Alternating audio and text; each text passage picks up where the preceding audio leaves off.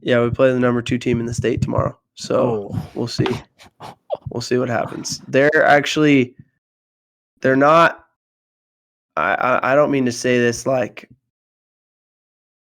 they're not a good football team. I just don't think they're as good as like number 2 in the state. Like what you think. Yeah. I think they're beatable. I think if we don't get them, somebody's going to. I don't think they're like a state title team. They're not.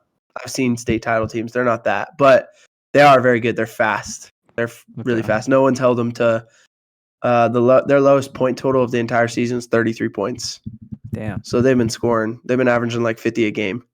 So I'm not telling you they're bad. They're just not. I don't think they're the number 2 team in the state. Truthfully, I think they're more like maybe the number 10 team in the state. Yeah. I feel you. No, it's funny because in my NCAA dynasty, I made the college playoff for once finally, after struggling to get there, but I made it. I beat Oregon. I wouldn't say soundly because it was only a score I won by, but I beat them. And then I had to play the dude that's first overall. He went undefeated on the season, and everyone was like, "We're rooting for you, man. We need an upset." And I was like, "Bro, last time I played this fool, I got waxed. Like nothing happened." And I was playing him, and it was just, mind you, all year I don't think I scored over like 50, except for when I played the FCS East, which I don't even know if that's a real school. I think they're just in this game for fun. And so, I was playing him. We went back and forth the whole game. The only thing that did me dirty was I threw a pick on my second drive. He threw a pick 6. So I was down to score the whole game. And then in the fourth quarter, he went up another score and I threw another pick. So then I was like, it's over. Like I lost. So I just let him score. And then I was just trying to do random stuff. So I like threw a ball deep to a dude. He picked it. I was like, all right, oh well. And then he was letting the clock run, and then I called the timeout because I got a stop on like second down, and then he scored again. So then it looked like he beat me by like 30 or whatever, 20 something. But in reality, it was like the fourth quarter was like a fluke because once I threw that other pick, I just stopped caring. I knew it was over. Yeah.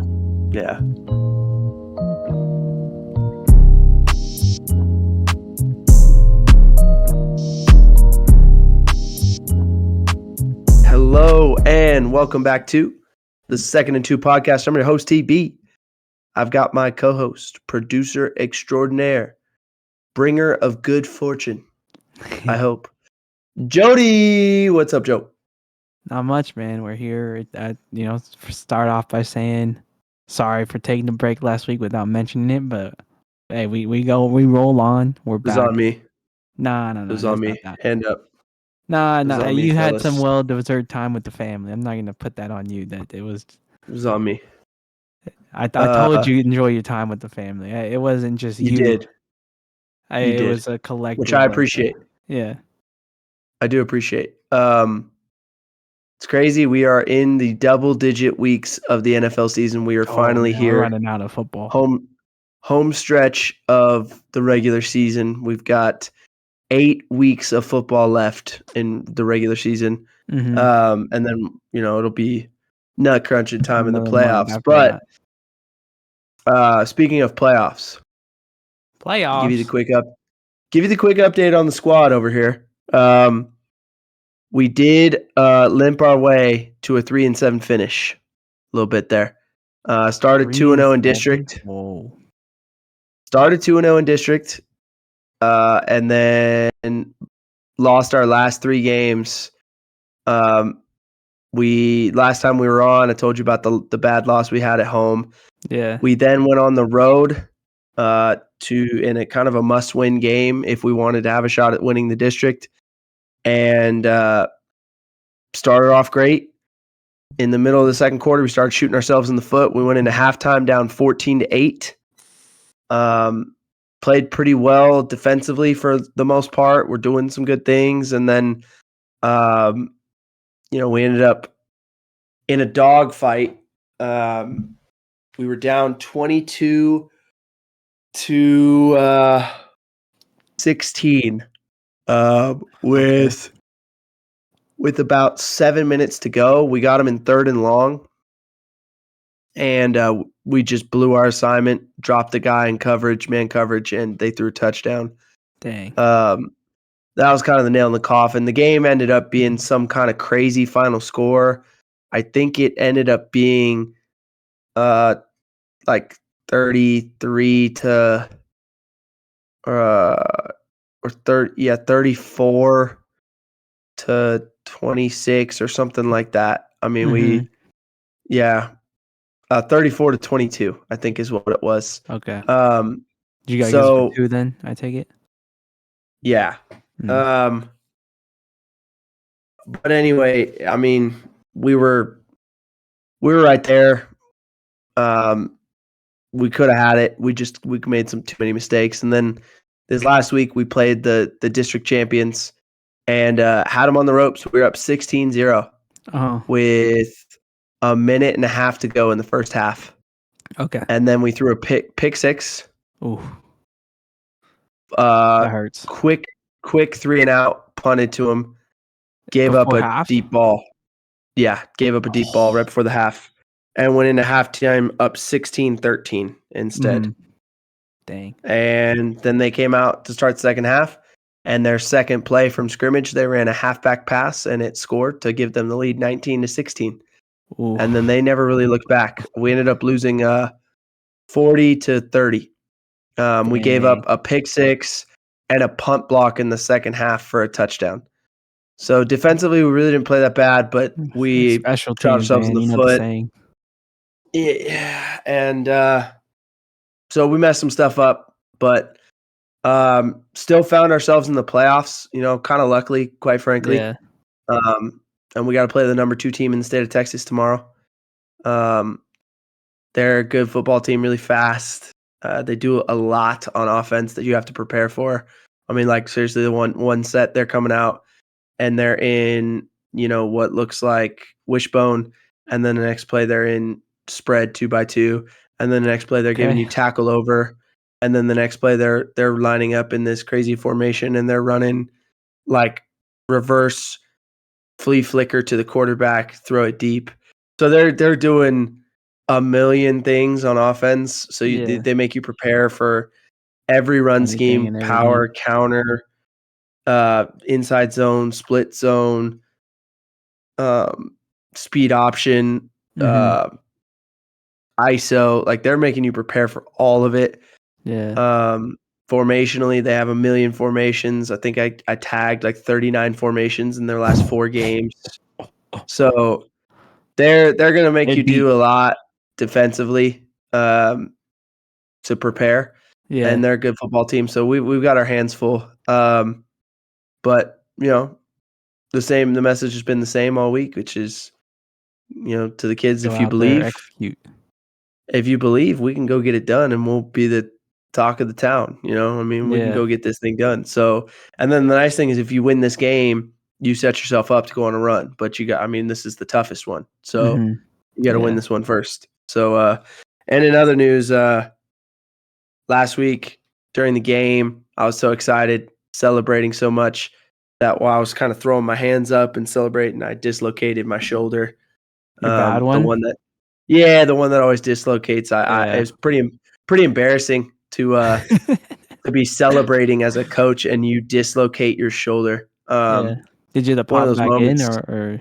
Oh yeah. You know how it just hops right back in there now and kind of hurts. You take a little ibuprofen and I was fine, but pretty embarrassing. Let me know how old I was. I feel that. My family thought it was funny, so shout out to them.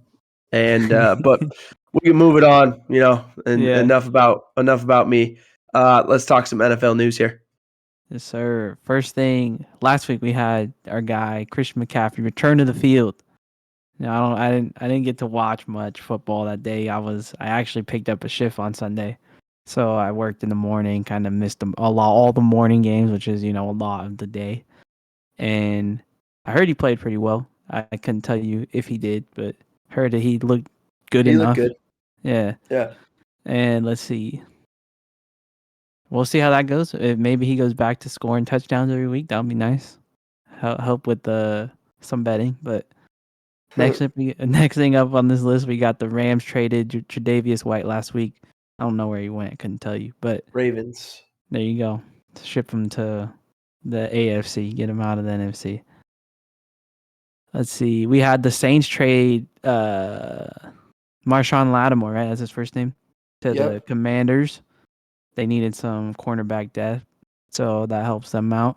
And then Steelers got Mike Williams from the Jets, who actually made a big play in that The game. Steelers As soon as made a couple big time moves at the deadline because they also got Preston Smith from the Packers, who could prove to be big because I think in that game Sunday, Alex Highsmith looked like he turned his ankle real bad, like one of those bad high ankle sprains, out for 4 to 6 weeks type of thing. Yeah. And so Preston Smith will be a big piece for them in that defense now as a pass rusher, replacing Alex Highsmith. So the Steelers did some good stuff at the trade deadline.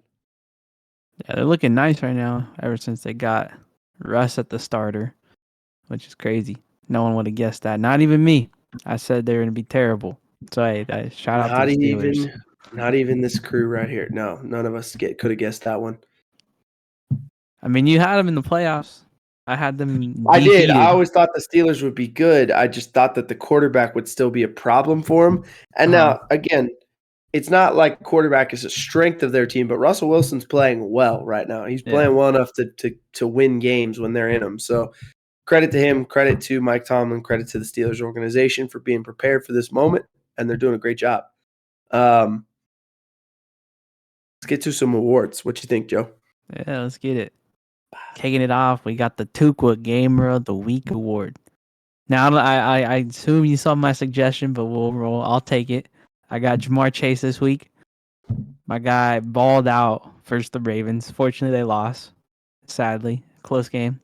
Just kind of the kicker for the Bengals this year, just losing all the close games. But Jamar Chase went 11 catches on 17 targets, 264 yards, 3 touchdowns. My man went nutty. He got 55 or something in fantasy. Just gave people a dub. Yeah, basically. He went crazy. So I do agree with Jamar Chase. However, I did have to give a nice shout out to a dude who is still balling at age 38 on the D line. Okay. That's Calais Campbell. All right. Yeah, 1 sack, 2 batted passes, multiple quarterback hurries against the Rams on Monday Night Football.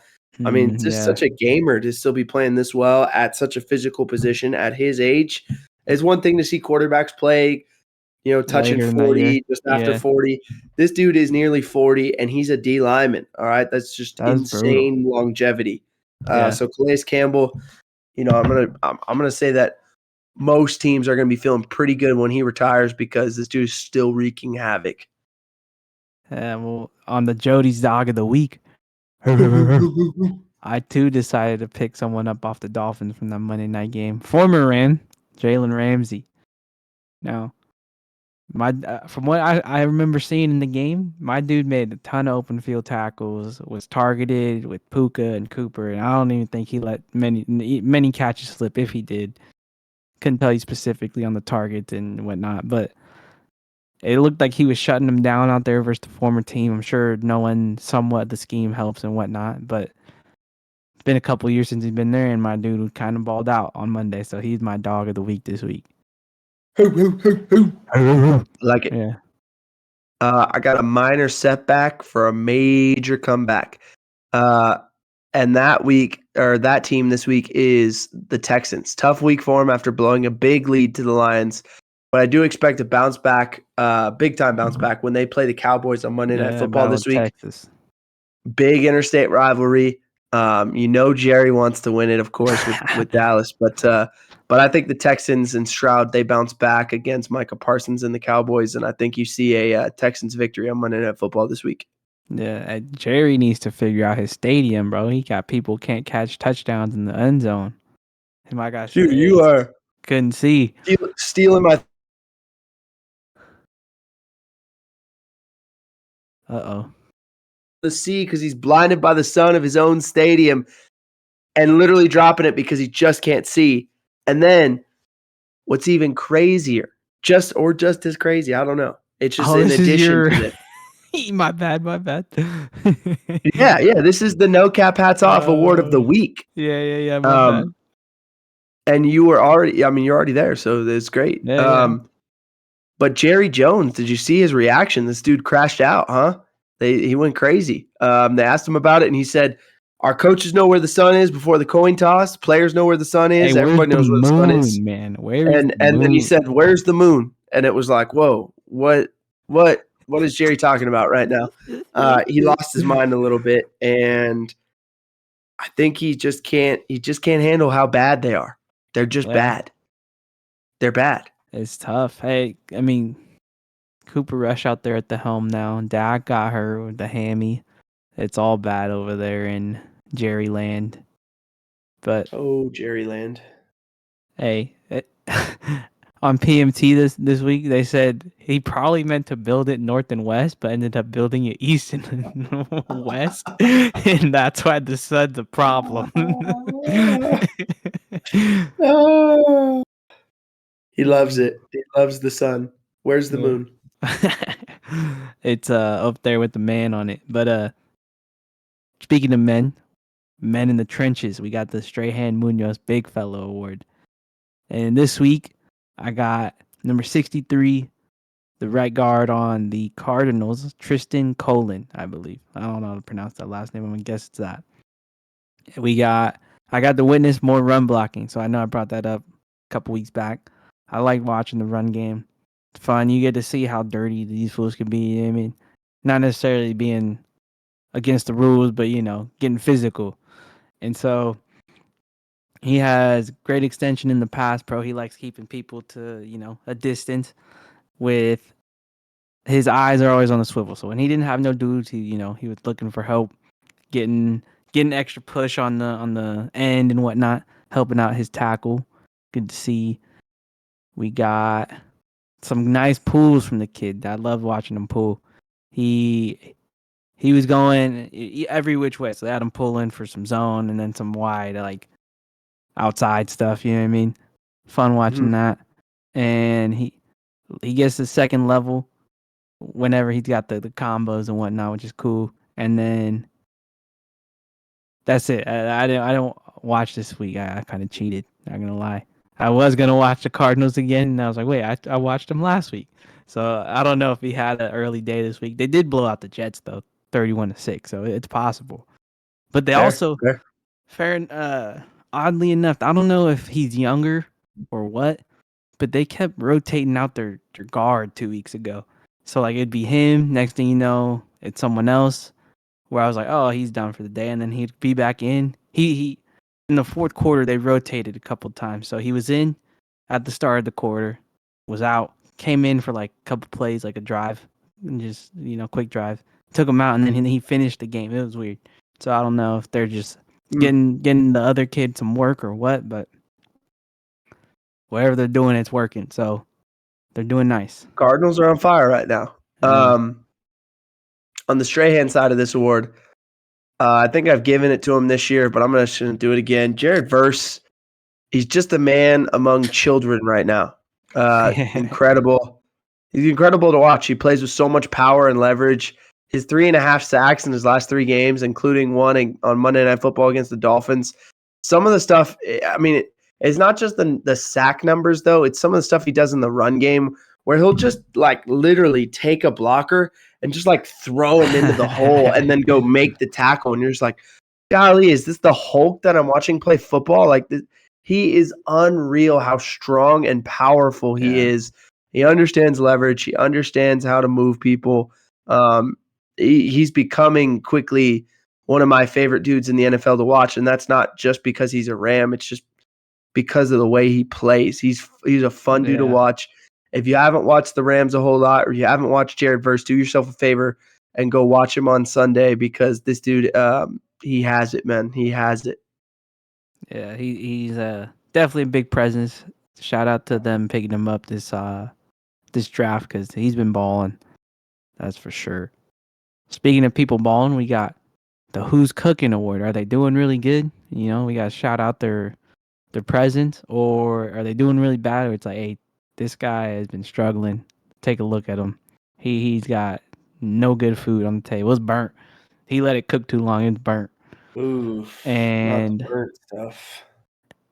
I got Aaron Rodgers this week. Not a whole lot from the guy. Obviously, like I said, they got smoked by the Cardinals. My dude went 22 for 35, 151 yards and a fumble. Just no performance over there. Struggled, of course. You can see from the score, and it's like, who knows what's going on over there in New Jersey, because these fools, they thought Aaron Rodgers was the answer, and it's just been bad. They got Devontae Adams, his boy. Now it's still not that don't mean nothing. So we'll see what happens with them going forward. Yeah, his yards per completion there are not good. I've got Russell Wilson for this award this week. We kind of gave it to him his first week as a starter, but I'm going back to it just because that game-winning touchdown to Mike Williams was a moon ball. It was pretty. Nice spot. He threw for 195 yards, 3 touchdowns, 1 pick, 93.6 passer rating. But most importantly, he's 3-0 as the starter of the Steelers, and they're on a winning streak right now. They're doing some really good things, and Russell Wilson's at the heart of it. So good for him, because this was a place that I don't think a whole lot of people thought he would be in at this point in the year. Certainly not either of us, I think. Yeah, definitely. But he's playing well, and he's got the Steelers in a great spot to go win their division. Yeah, that 195 yards did me a little dirty too. I had his prop at 210, maybe 210 and a half. I don't remember, but didn't reach it, and I was like, oh, of course, another L on the bets. Yeah, tough. The L's make for good content though, so we enjoy that part. Appreciate you, Jody. Sacrificing for the pod, baby. And speaking of L's, we got the Boo Boo Evans Award. People that just struggle for the squad. I got Jermaine Burton on the Bengals. He embodies Boo Boo Evans. He couldn't perform for the squad. 1 for 5 on 11 yards. Like, you got your boy Jamar Chase putting up 264, 11 catches. My dude can't even get, like, I don't know, more than a 20th, because it's only 11 yards. He did not do nearly as good as his homie on the other side. So Jermaine Burton, just they need get them catches, got a helmet. Yeah, that dude's been out all year for the most part, which is a tough one too. All right, so that does it for awards. We're gonna do half of the turnover on downs, mostly because people. I'm just gonna keep it real for y'all. I'm gonna keep it real. Your boy is not prepared with film this week. I was prepping for a playoff game, so hopefully y'all can cut me some slack on this one. Don't have a trend, and I don't have a third down breakdown. However, I will say this. In terms of trends, if you want to know where the future of NFL offenses are going, watch Cliff Kingsbury's offense with the Commanders. I'm sure I'm going to have a breakdown on that next week. Okay. In terms of the third down breakdown, I think the Bears need a reset. That's kind of an obvious. Definitely. But something is going on in the last few weeks with Caleb Williams, where he's no longer trusting his eyes and getting the ball out on time. He's taking way too many sacks. Their O-line's not helping, clearly. So I'm worried about the Bears and Caleb Williams right now. They need feels like they need a win. Their OC, didn't they, or something? Yes. Yeah, yes. So they're changing play callers. So it just feels like a bad situation. So that's all I have to say on these things. Just observations that I have right now. Keep them in mind. Yeah, just things to think about. But let's go to second down, Jody. What you got for us? All right, so the bet for this week that I'm looking at, the 3 I got in mind, I got the Packers -5 at the Bears. Kind of just salt in the wound. We got to see the Packers do something, because they've been on a little struggle bus. The Bears haven't really been good, as you mentioned, in the past couple weeks. So I would look at that one. This one's kind of a tough one, because I looked at the numbers, and I don't know. They've only played a couple times, and it had me thinking they scored a lot, which I didn't pick this one. Not. You're saying, but the Chiefs Bills, I have the over 46. I know the Chiefs have been struggling the past couple weeks. They put up 16. or 17. I don't remember what the score was versus the Broncos. We had, and I think another rough week before that, and so it's a little wishy-washy. But I had it written down. It looked good when I was looking over the numbers on like the spreads and whatnot. And then this last one that I am taking is the Rams -4.5 versus the Patriots in Gillette. Now the weather might be the biggest factor in this one. If it's cold and whatnot, maybe it's snowing. I don't know. But other than that, I think the Rams need to get right after that Monday night loss. And the Patriots play some solid ball. I'm not saying it's like crazy, and they're better than what we expected for sure. So I just think the Rams got to go out there and perform versus the young gun Drake May and show that they're capable of keeping in contention for the playoffs. I like it. The last time the Rams went to Gillette Stadium, it was the end of Jared Goff's rookie year, and he had a miserable start there. So would love to see the Rams get a little get back here and go get a win. So I like that one. What you got for your bad beat of the week? So I briefly talked about it. If you took the Broncos to win that game versus the Chiefs, I know they just broke the streak last year of 17 consecutive games or something wild like that of them losing to the Chiefs. But they had that field goal at the end of the game to beat them, take the lead, and win by a point. And of course, lo and behold, Chiefs magic. They go and block the field goal that they needed to win, and game over. Tough one. Yep. And then another one I seen was Sam Laporta yards. He had 66 before he got injured, and his line was set at 70. Ooh, which is also that's a good line. Yeah. Good line. That's It's like they knew mark something. of a good line there. Yeah. All right. So before we have a little bit of a short pod today. Before we get to the banger of the week, we just want to take a quick little peek-see at the NFL playoff picture. So in the NFC, we've got the Lions at 8-1. The Eagles, after a win tonight on Thursday Night Football against the Commanders, are 8-2. Okay. The Falcons are 6-4, and the Cardinals are 6-4. Those are your division leaders right now. At the 5 seed, the first wild card, you got the Vikings at 7-2. Then you've got the Packers at 6-3, and the Commanders at 7-4. You've got plenty of teams in the hunt: the 49ers, the Bears, the Rams, and the Seahawks, all kind of hovering right there behind the Commanders. However, the Commanders have 7 wins. All those teams don't have more than 5. That's tough. Yep, there's going to be a tough hill to climb there for those teams, I think. You look down the road at the AFC, you've got the Chiefs 9-0, the Bills 8-2, the Steelers 7-2, and the Texans at 6-4. Those are your divisional leaders. Mm-hmm. Then your wild card, the first one, Ravens 7-3, Chargers 6-3, and Broncos 5-5. Of course, you've got the Jets and the Dolphins and the Bengals all kind of sitting right around that outside of the playoffs there. And the Broncos at 5-5 are definitely not a solidified 7 seed here. If the season were to end today, our playoff matchups, you have in the NFC a divisional rematch, Eagles Commanders. Fun game. Yeah, fun definitely. game. Falcons Packers, also a fun game.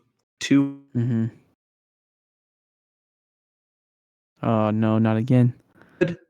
Not so good. So be interesting. And then Cardinals Vikings. Battle of Kyler Murray versus Sam Darnold. A little